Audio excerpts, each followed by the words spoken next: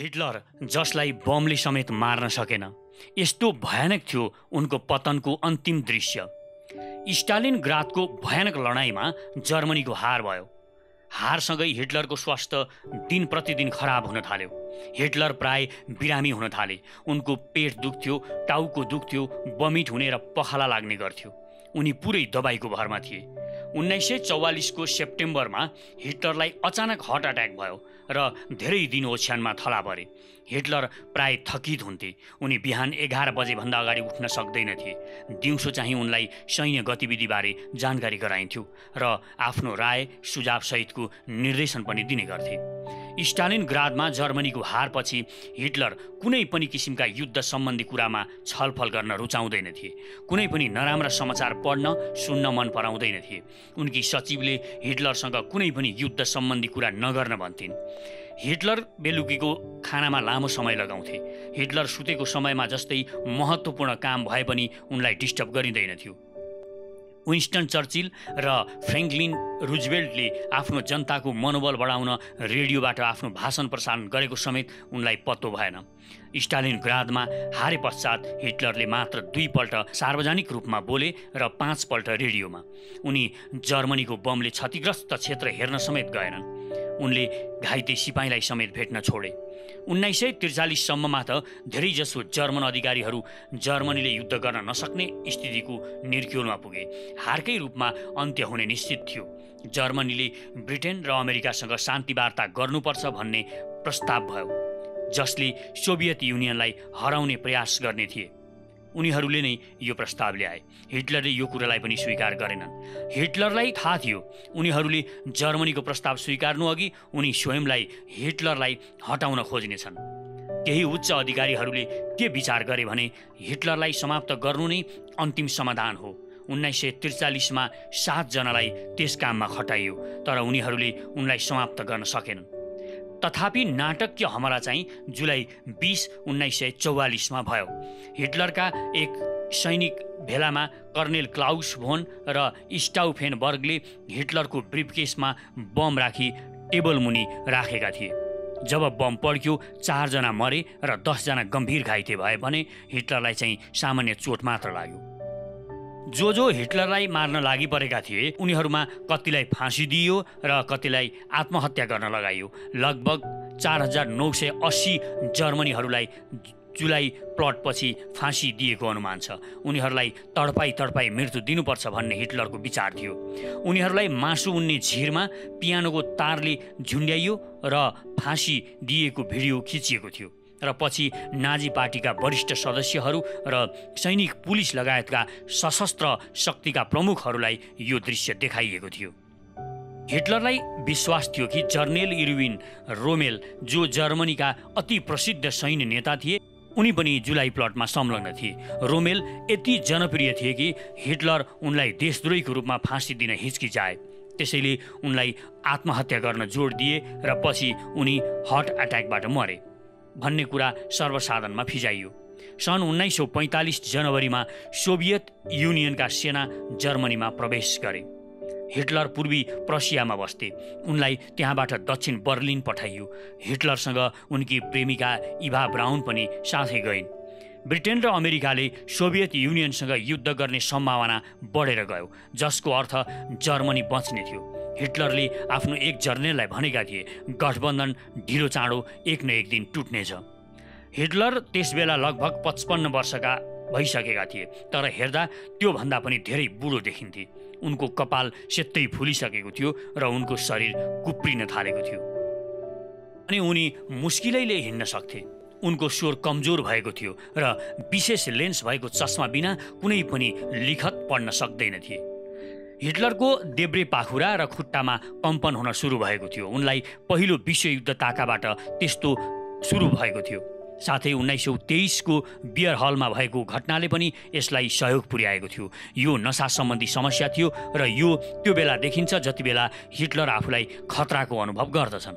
मान्छेहरूले उनलाई महिनौदेखि देखेका थिएनन्। कतिपयले उनलाई देख्दा अचम्ममा परे। एउटाले भन्यो, हिटलर त कस्तो भूत जस्तो भएछन्। उनको शरीरको माथिल्लो भाग झुकेको थियो र हिँड्दा उनी आफ्नो खुट्टा घिसार्थे र मुस्किलैले उनी आफ्नो बस्ने सुरक्षित स्थानमा सघन कक्षमा पुग्थे। सुस्त चालमा हिँडिरहेको बेला कसैले उनलाई रोकेकोमा कि त बसाउनु पर्थ्यो कि कसैले उनलाई सहारा दिन समाउनु पर्थ्यो। कुरा गरुन्जेलसम्म उनलाई सहारा दिनु पर्थ्यो। उनी ओहोर दोहोर गर्ने कोठाको भित्तासँगै ठाउँ ठाउँमा बस्ने ठाउँ बनाइएको थियो।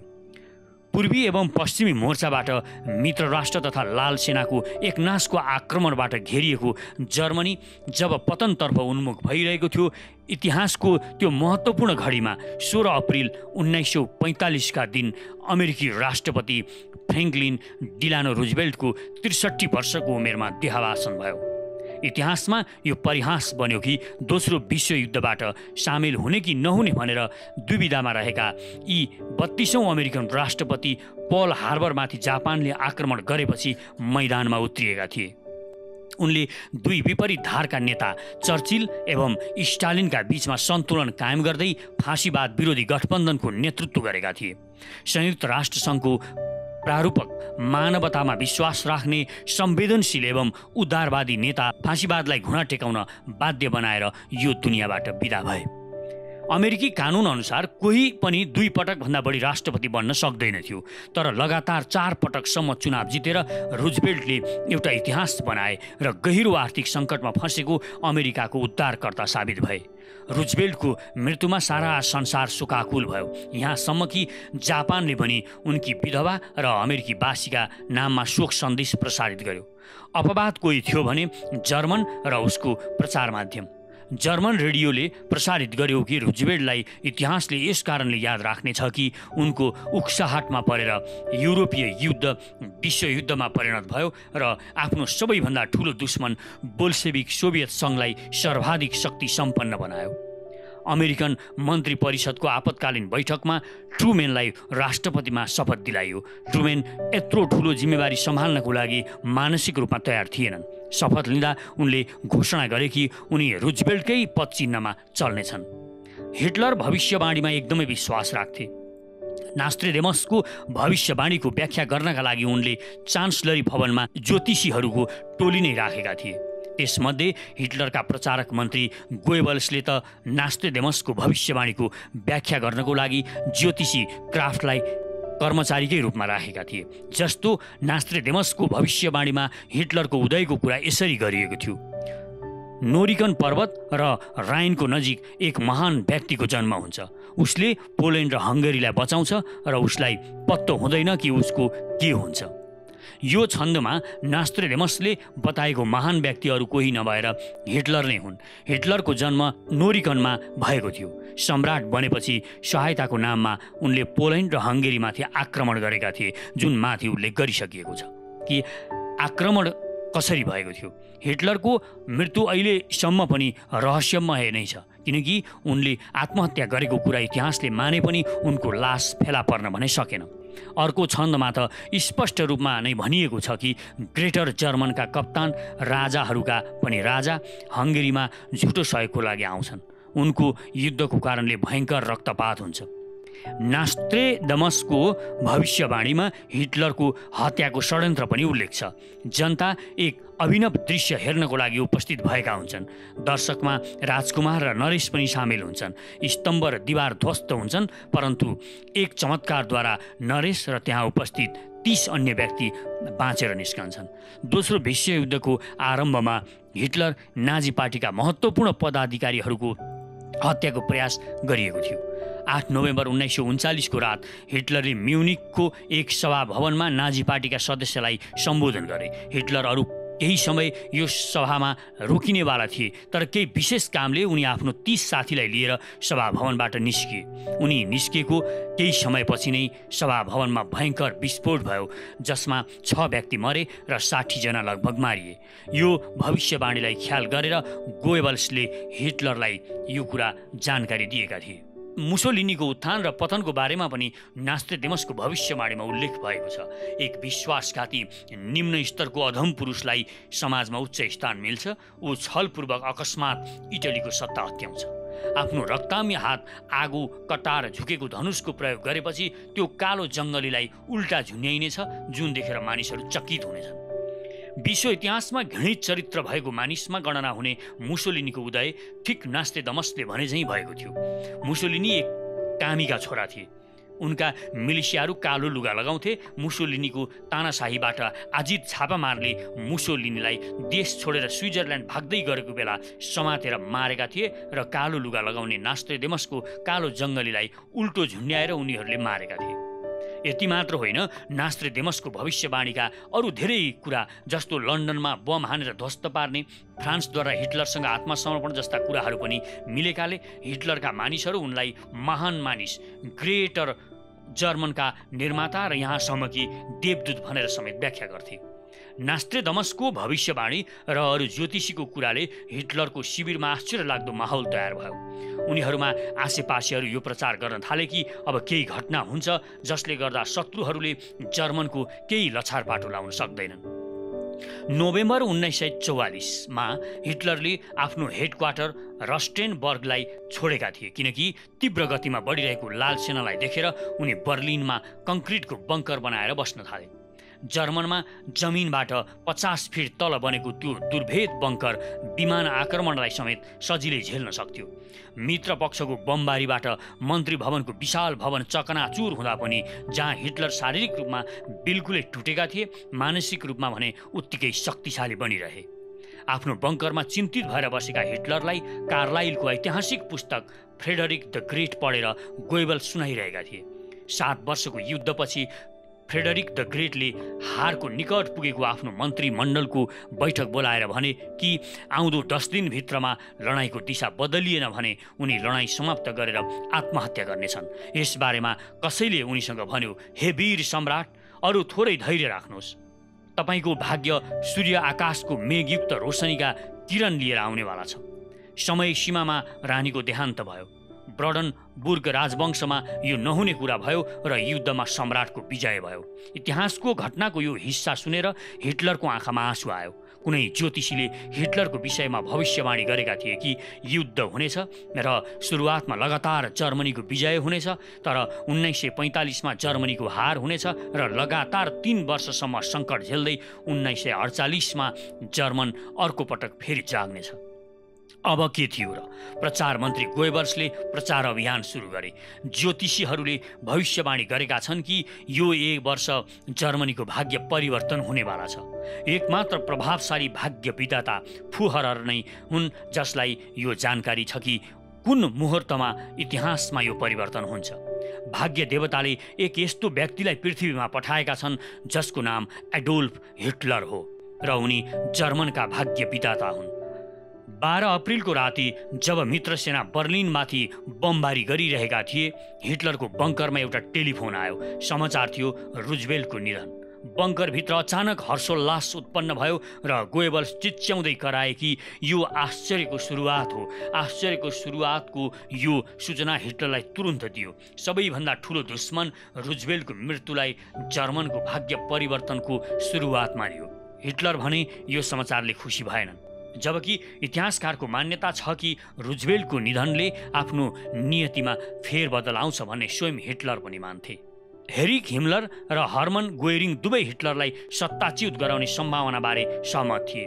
हिमलरको योजनाअनुसार आफ्नो नियन्त्रणमा लिने र बाहिर जर्मन जनतालाई हिटलरले आफ्नो अस्वस्थ शरीरको कारण आफ्नो पदबाट राजीनामा दिए भनेर प्रचार गर्ने।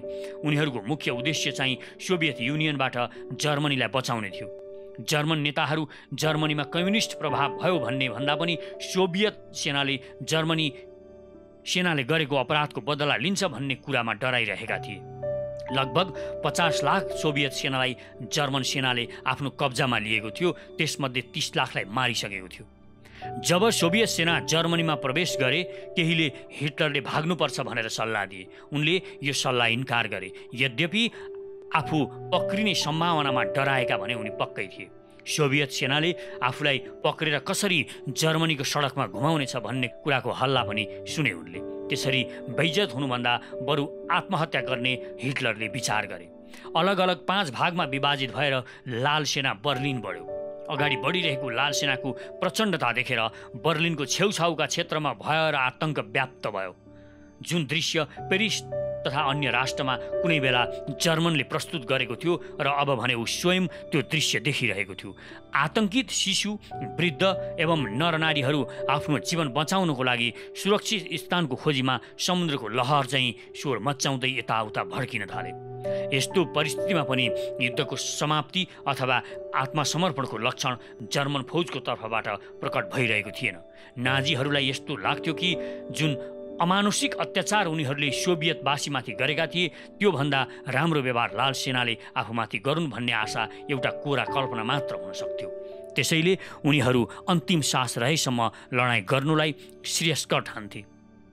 पश्चिमतर्फ बढ्दै गएको मित्र सेना गुणमा श्रेष्ठ तथा सङ्ख्याको आधारमा कयौँ गुणा बढी थिए, तर पश्चिमी क्षेत्रलाई पूर्णतः असुरक्षित छोडेर जर्मनी सेनाले सारा शक्ति सोभियत सङ्घको लाल सेना विरुद्ध लगाएको थियो र 7वटा सुरक्षा पङ्क्ति बनाएको थियो। जबकि राइन नदी पार गरेपछि मित्र सेनालाई पनि भने प्रतिरोधको नामोनिशान भइरहेको थिएन।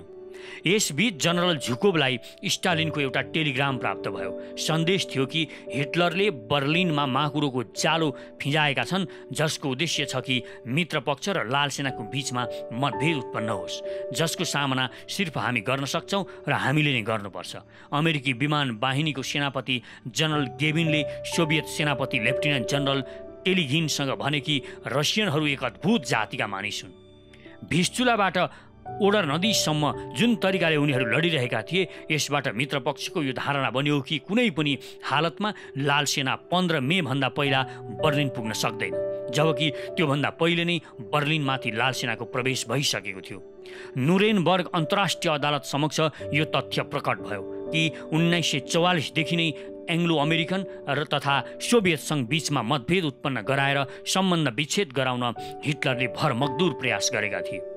16 अप्रिल 1945 बिहान 4 बजे करिब 150 फ्लाउ लाइटको साथ मार्शल झुकोभको बाहिनीले बर्लिनलाई सिर्फ प्रकाशित मात्र गरेन, बल्कि मित्र प्रतिरोधलाई छिचोल्दै बाढीको पानी जसरी लाल सेनाले सहर प्रवेश गर्यो। 22 अप्रिलसम्म झुकोभ, केनेन तथा रुकोवस्की सैनिकद्वारा पूर्ण रूपमा बर्लिन घेरियो। परिस्थितिलाई आंकलन गरेर हिमलर तथा गोरिङ जस्ता दुर्दान्त नाजी नेता बर्लिन छोडेर भागे। सारा बर्लिन जलिरहेको थियो। मित्रपक्षको 65,000 र सोभियत सङ्घको 40,000 टन बम बर्लिनमाथि विस्फोट भए। लडाईँ छोडेर जो सेना भाग्छ या आत्मसमर्पण गर्छ, मृत्युले उसलाई पर्खिरहेको हुन्छ। हिटलरको निर्देशन पालना गर्दै जर्मन सेनाले अन्तिम क्षणसम्म लडे अनि मार्दै र मर्दै रहे। जर्मन नेतृत्व यदि यथार्थवादी हुन्थ्यो भने यत्रो ठुलो नरसंहार हुने थिएन। यो वास्तवमा लडाईँ नभएर जर्मन फौजको सामूहिक आत्महत्या थियो। 25 अप्रिल एलावे नदीको किनारमा अवस्थित टोरगाउँ सहरको नजिक लाल सेना र मित्रपक्षको सेनाको भेट भयो र फाँसीवाद विरोधी दुवै सेनाले मिलाएको हातले इतिहासमा एउटा नयाँ अध्याय खोलिदियो। 1000 वर्षसम्म जर्मन राइखको राज्यको हिटलरी सपना अन्त्य भयो र नयाँ अध्यायको आरम्भ भयो। आदरणीय दर्शक, अब यसरी जर्मनी हारिरहँदा हिटलर आफ्नो बङ्करमा के गरिरहेका थिए होला, यो अर्को निकै रोचक पक्ष छ। यो भिडियो अहिले नै निकै लामो भइसकेकाले हिटलर र उनको प्रेमिका इभा ब्राउनले बङ्करमा कसरी बिहे गरे र उनीहरूको अन्त्य कसरी भयो, अनि उनीहरूले सँगै आत्महत्या गरे र वा उनीहरूलाई मारियो, उनीहरूको लास कसरी गायब बनाइयो, अर्थात् हिटलरको अन्त्यको डरलाग्दो कथा हामी अर्को भागमा समेट्नेछौँ। धन्यवाद।